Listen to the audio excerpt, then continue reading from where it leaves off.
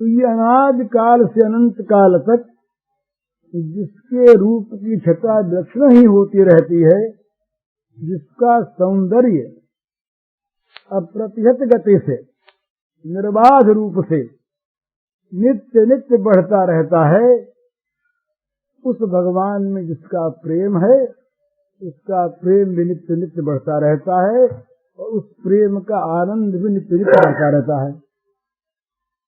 भगवान का स्वरूप सौंदर्य, भगवान का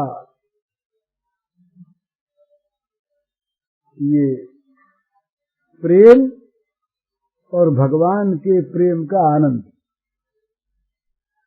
ये तीनों एक ही से संपर्कित वस्तु हैं। ये नित्य नवायमान रहती हैं, नित्य किशोर रहती हैं। भगवान का प्रेम कभी बूढ़ा नहीं होता और भगवान के प्रेम का आनंद कभी बूढ़ा नहीं होता। इनमें जवानी की मत्तता भी नहीं आती और इनमें बालकपन का अज्ञान भी नहीं रहता। नित्य किशोर, भगवान नित्य किशोर, भगवान का प्रेम नित्य किशोर और भगवान के प्रेम का आनंद नित्य किशोर।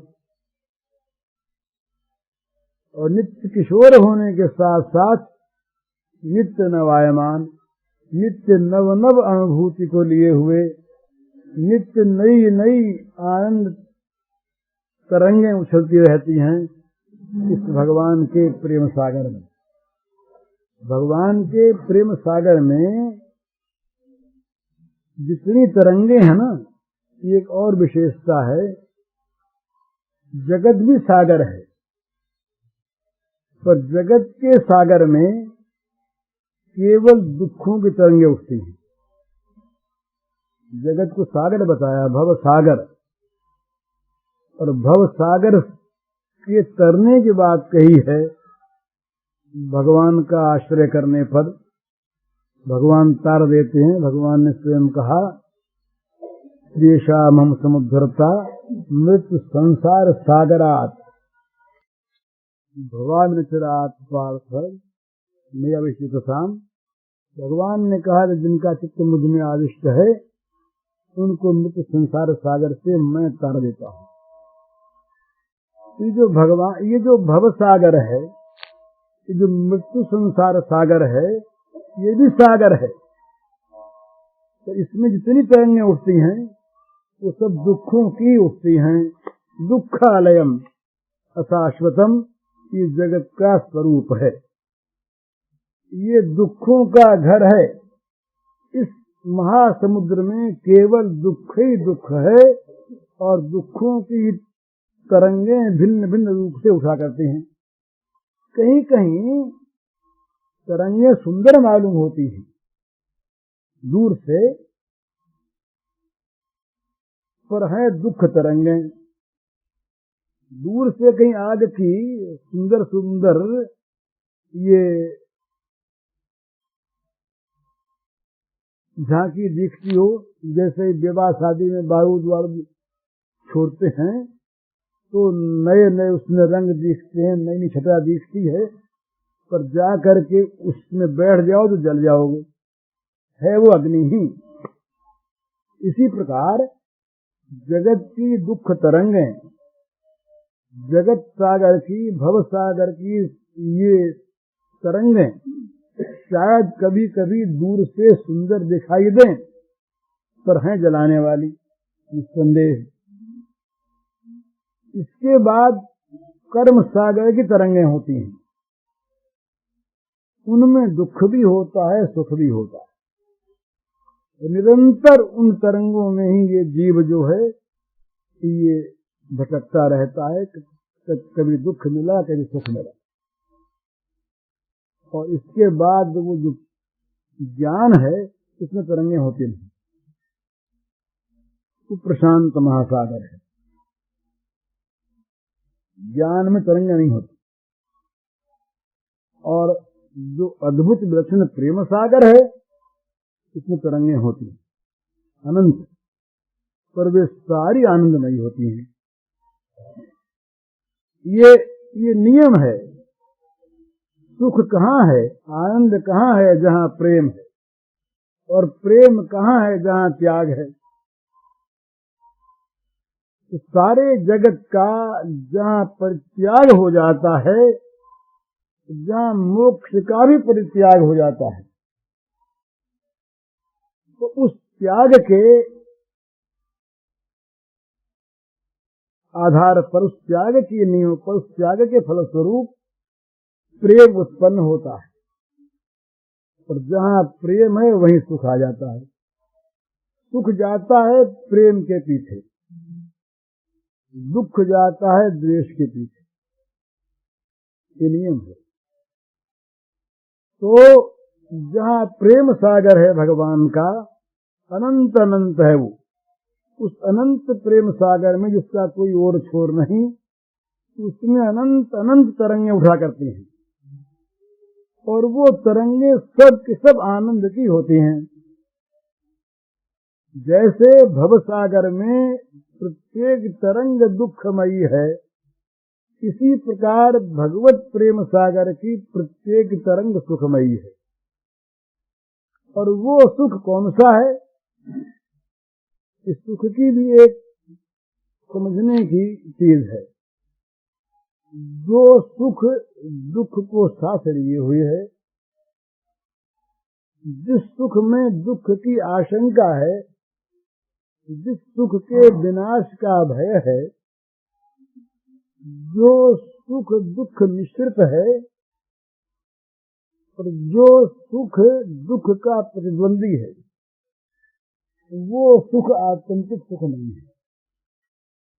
मिटने का भय है, कम होने का भय है, दुख की अनुभूति साथ साथ होती रहती है, दुख मिला हुआ है, एक तरफ दुख एक तरफ सुख है, द्वंद्वात्मक।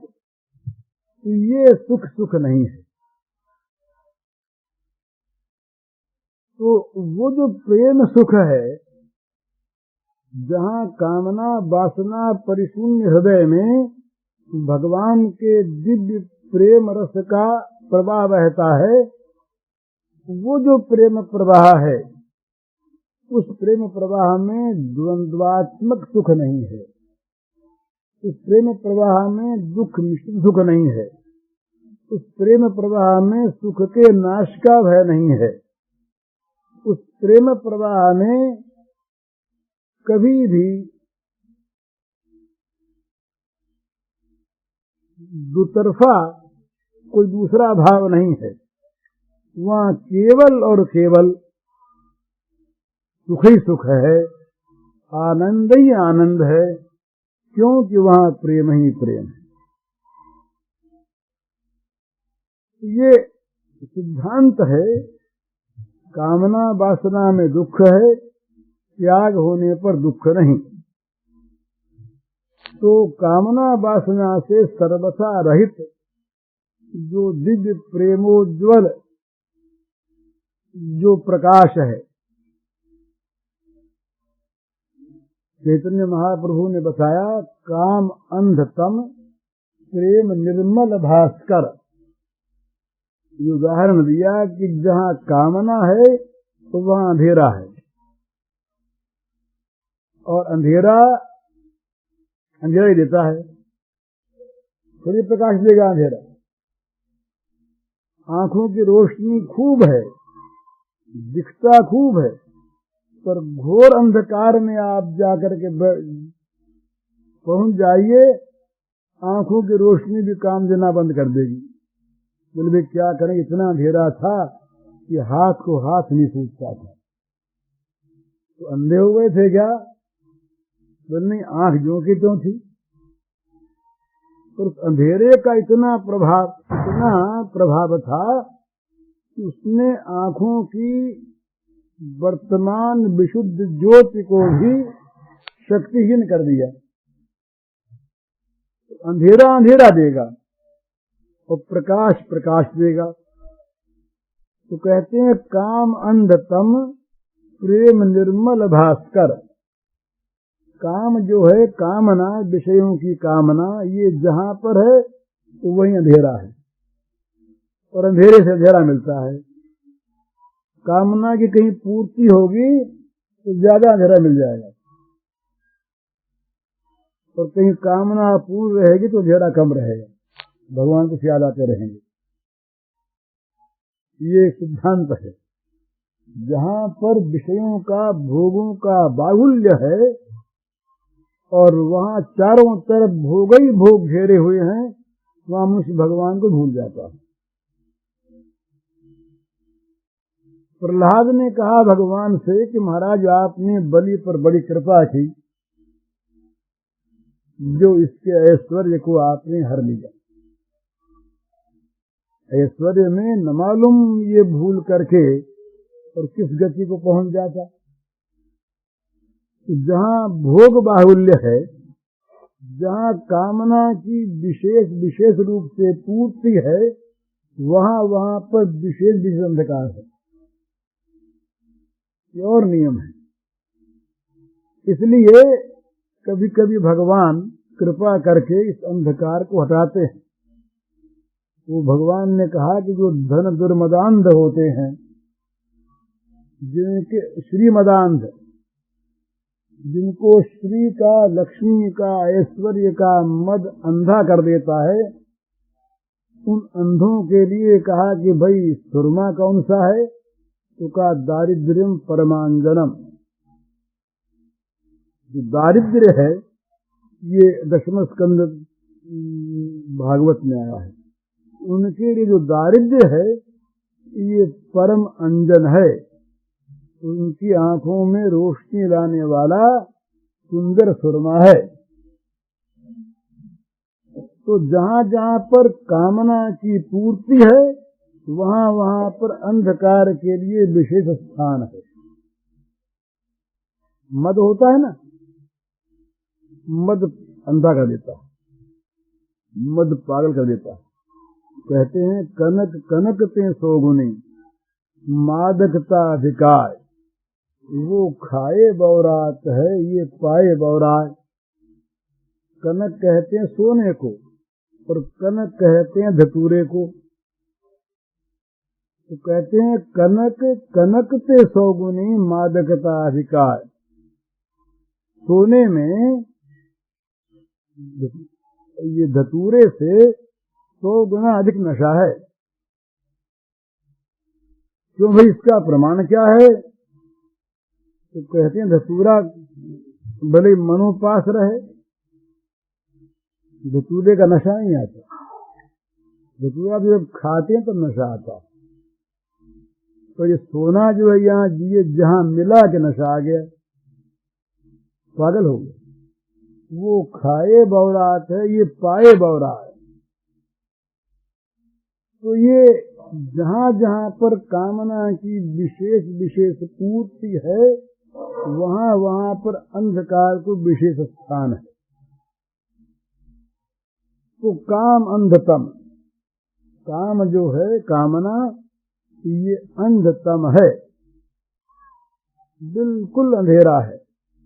और प्रेम निर्मल भास्कर, प्रेम जो है ये निर्मल सूर्य है, प्रकाश करने वाला सूर्य।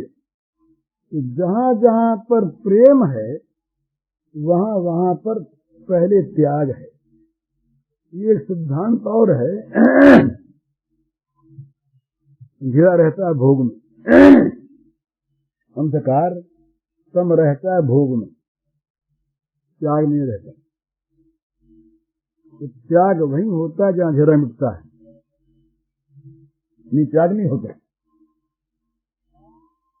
अंधेरा जहां मिटता है वहीं त्याग होता है। तो जहां अंधेरा रहता है वहां तो लाव लाव रहती है, सबका हमको मिल जाए, सारे जगत की सारी वस्तुओं पर हमारे ममता की छाप लग जाए, सारे मकान हमारे हो जाएं, सारे गांव हमारे हो जाएं, सारे देश हमारे हो जाएं, सारा भोग ऐश्वर्य हमारा हो जाए। तो ये अंधे की बात। अंधा जो है वो हमेशा हमेशा देख रहा था कि लोगों को बहुत मिल गया होगा, बहुत मिल गया होगा। एक वो कहावत आती है, एक जगह भोज हो रहा था, उसमें एक अंधा आदमी था, वो भी भोजन करने बैठा। तो उसके मन में आया कि भाई लोग ज्यादा खाते होंगे, हमको तो सूझता है नहीं। तो जबरदस्ती जोर जोर से खाने लगा। फिर मन में आया कि भाई शायद इससे भी ज्यादा लोग खाते हों, तो मुंह भरने लगा बहुत बहुत। फिर मन में आया कि ये तो गले उतरता नहीं, तो लोग शायद कुछ और करते हों।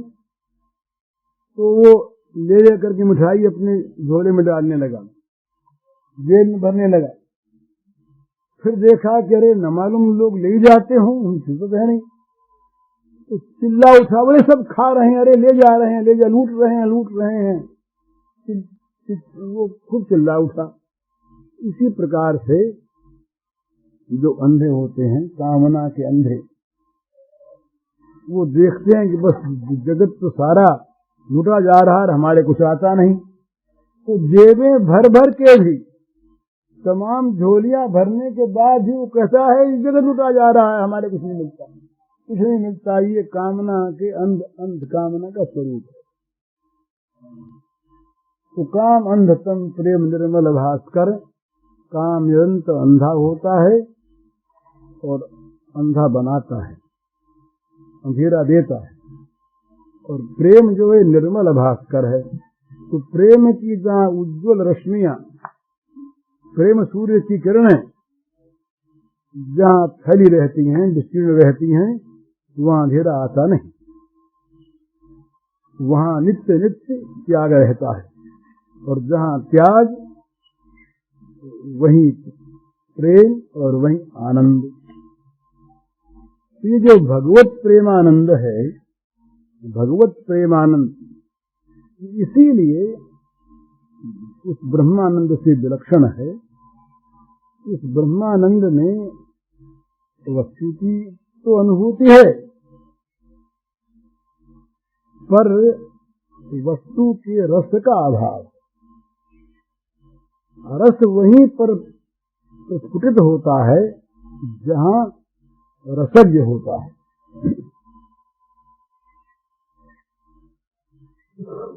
भगवत रसिक की बातें रसिक बिना को जान सकेना, ये ब्रज की एक उक्ति है कि भगवान के रस को रसिक के बिना कोई जान नहीं सकता।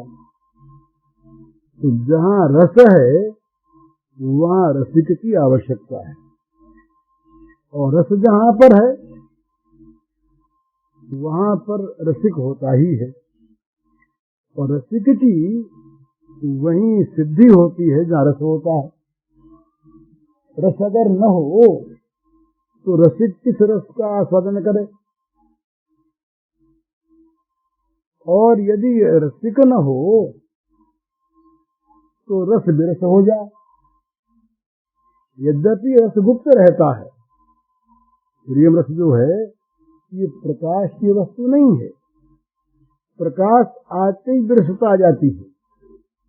आम है, आम का फल है, जब तक इस पर छिलका लगा है तब तक आम के अंदर की चीज बिल्कुल स्वस्थ रहती है, ठीक रहती है। तो छिलका उतार दिया तो रंग बिगड़ जाएगा, स्वाद बिगड़ जाएगा, विरस हो जाएगा। इसलिए जो प्रेम रस है, इसको कहा है कि ये केवल अंदर की चीज है, मुंह का स्वादनवत। नारद जी महाराज ने कहा कि प्रेम कैसी वस्तु है कि गूंगे के स्वाद की तरह से, मुंह का स्वादनवत। ये मन में रहता है, प्रकाश नहीं होता, और मन भी अपने पास रहता नहीं। तत्व प्रेम कर मम यरु तोरा, जानत प्रिया एक मन मोरा। तो मन रहत सदा तो ही पाही, जानही प्रीत रीत यही माही। भगवान रामचंद्र सीता जी से कहलवाते हैं कि सीते, तेरे और मेरे प्रेम के तत्व को जानता है केवल एक मेरा मन। मन जानता है, वाणी नहीं कह सकती। वो तो अंजर वचनीय है, तो गूंगे का गुड़ है, तो वाणी नहीं कह सकती। और वो जो मन मेरा है, रामचंद्र जी कहते हैं, वो रहता सदा तेरे पास।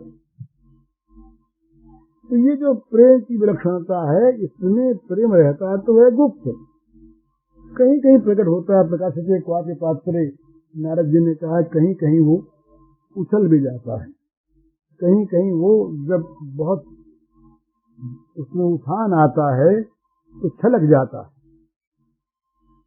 कहीं कहीं प्रकाशित क्वापि पात्रे, सब जगह नहीं, पर वो छलक करके भी गुप्त रहता है। उसका जो बाहरी रूप होता है वो असली रूप नहीं होता। जो प्रेम बाहर आ गया वो प्रेम स्थूलता को प्राप्त हो गया, और प्रेम है सूक्ष्मतरम। प्रेम का रूप बताया है, नारद जी ने कहा सूक्ष्मतरम। सूक्ष्म नहीं है, सूक्ष्मतर है। तो जो सूक्ष्मतर प्रेम जब बाहर आता है तो उसमें स्थूलता आ जाती है। तो जो प्रेम का जो रस है वास्तविक, वो रस कुछ थोड़ा सा वहां विकृत हो जाता है। इसीलिए उसमें लोगों को तरह तरह के भ्रम होते हैं। श्री गोपांगनाओं के और श्री कृष्ण के महान दिव्य प्रेम का जब वर्णन ही करने लगे सुखदेव जी महाराज, तो उसी में परीक्षित को भ्रम हो गया और उनकी बात छोड़ दी उसी में। इसीलिए ये परम गोपनीय ब्रज लीला है, जो अंतराल में, जो अप्रकट दिव्य धाम में, जहां प्रकृति का पर्दा नहीं है और जहां भगवान की योग माया का साम्राज्य है, उस योग माया के अभिनय क्षेत्र में, उस लीला नाट्य मंच पर ये लीला हुआ करती है भगवान की दिव्य। इसे शिव ब्रह्मा भी नहीं देख पाते, नारद भी नहीं देख पाते। तो ये जो भगवान का प्रेमानंद है, ये प्रेमानंद बड़ा विलक्षण है। ये प्रेमानंद की अनुभूति बस अनुभूति रूप होती है, उसका प्रकाश नहीं होता, वो वाणी में नहीं आता। परंतु क्योंकि वो महान अनुभूति है, उस अनुभूति को प्राप्त करने के लिए ये बड़े बड़े देवता, ऋषि, मुनि, शंकर, नारद आदि देव ऋषिगण भी आकांक्षा करते, उसको पाने की इच्छा करते हैं। किसी प्रकार से भी उस रस की प्राप्ति हो जाए। जो साक्षात लक्ष्मी जी हैं, ये लक्ष्मी जी भी सरस्वती के पास आ रखती है। ये भगवान कहते हैं, कभी कभी ऐसा कह देते हैं कि भाई जो रस तुम लोगों को मिला है वो हमको भी नहीं मिला। इसलिए वो कहते हैं कि जितने हमें तुम प्यारे हो, प्रेमियों से कहते हैं, उतना प्यारा हमारा आत्मा भी नहीं है। ये भगवान के शब्द हैं भागवत में, जितने उद्धव से कहा जितने प्यारे तुम हो, उतनी प्यारी लक्ष्मी तो है ही नहीं, ब्रह्मा है ही नहीं। हमारा आत्मा जितना प्रिय हमें नहीं है जितने हमारे तुम प्रिय हो। क्यों? कि वहाँ प्रेम सुख मिलता है। यहाँ है आत्मा सुख और वहाँ प्रेम सुख, ये अंतर है। कि जो भगवान का ये जो वाक्य है ना, कि मेरा आत्मा मुझे उतना प्यारा नहीं जितने प्यारे तुम हो, इससे ये बात सिद्ध होती है कि आत्म सुख की अपेक्षा प्रेम सुख अधिक सुंदर है। भगवान का तो अपना आत्मा तो आत्म सुख है ही, तो कहते हैं मेरा आत्मा मुझे उतना प्यारा नहीं जितने प्यारे तुम हो। वो प्यारे क्यों है? इसीलिए कि उनमें प्रेम छलक रहा। ये प्रेमानंद है, ये आत्मानंद की अपेक्षा व्यक्त है। ये बात ध्रुव जी ने भी अपनी स्थिति में भागवत में कही है कि आपके दक्षिणानंद के सामने ब्रह्मानंद कुछ नहीं। तो ये जो विलक्षण आनंद है, चौथा सुख ये ही चरम सुख है, जिसकी आकांक्षा ब्रह्मानंद को प्राप्त महामुनिगण भी करते हैं।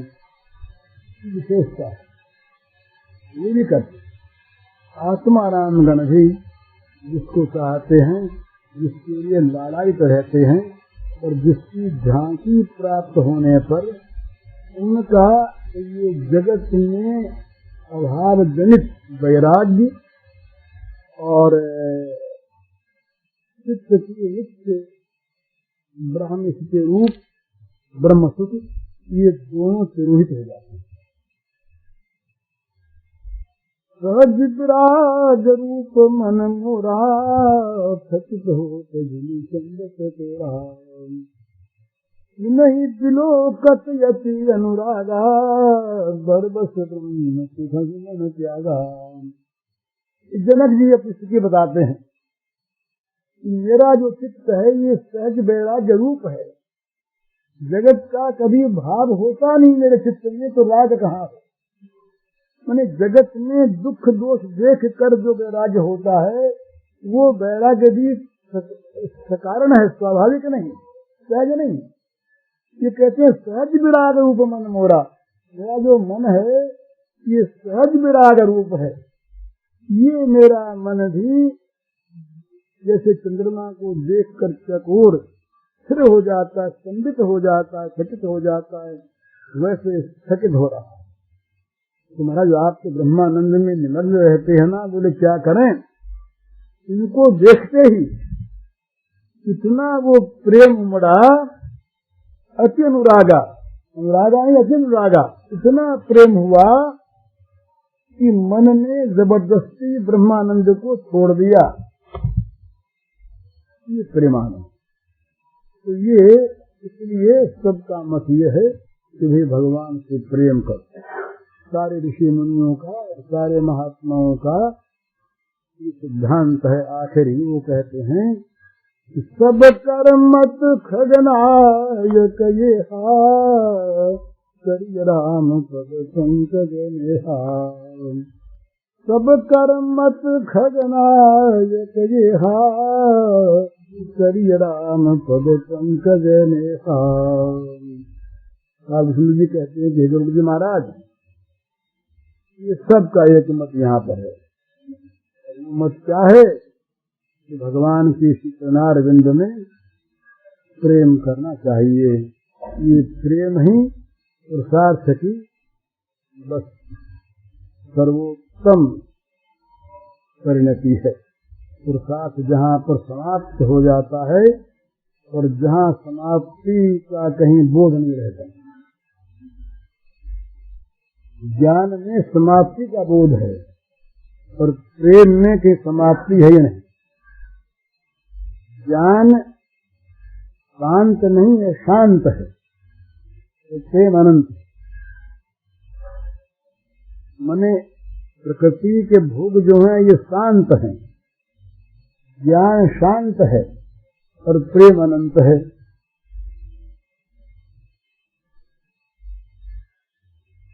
तो ये जो प्रेम है, अनंत प्रेम, जो शांत नहीं और शांत नहीं, जिसका अंत नहीं, जिसका अंत उसे कहते हैं शांत, अंत वाला। जगत के सारे सुख जो हैं ये शांत हैं, प्रकृति के सारे भोग शांत हैं, और जो ब्रह्म सुख है ये शांत है, प्रशांत नित्य है। इसमें तरंग नहीं है, लहरें नहीं है, उद्वेलन नहीं है, हलचल नहीं है, और ये यहाँ सब समाप्त हो गया। और प्रेम जो है ये कभी समाप्त होता ही नहीं। सारे साधनों की समाप्ति हो गई, ये सत्य है, पर ये प्रेम स्वयं अनंत हो गया, सदा सर्वदा बना ही रहेगा, ये कभी शांत होगा नहीं। प्रेम अगर न बना रहे तो भगवान की लीला समाप्त हो जाए। भगवान की मधुर मधुर लीला जो अनंत अनंत काल तक चली ही जाएगी, चलती आ रही है, इसमें कारण ये भगवत प्रेम ही है।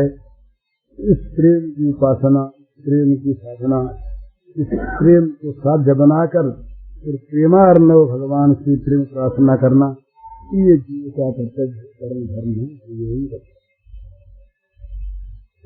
भगवत प्रेम की महत्ता इस विषय का व्याख्यान आज मिति आश्विन कृष्ण द्वादशी विक्रम संवत 2012 तदनुसार तारीख 12 अक्टूबर सन 1955 बुधवार को प्रातः काल अनुमानतः 8:30 बजे गीता वाटिका गोरखपुर में कल्याण संपादक भाई श्री हनुमान प्रसाद जी पोद्दार द्वारा दिया गया है। इस प्रवचन का कैसेट संख्या है 243।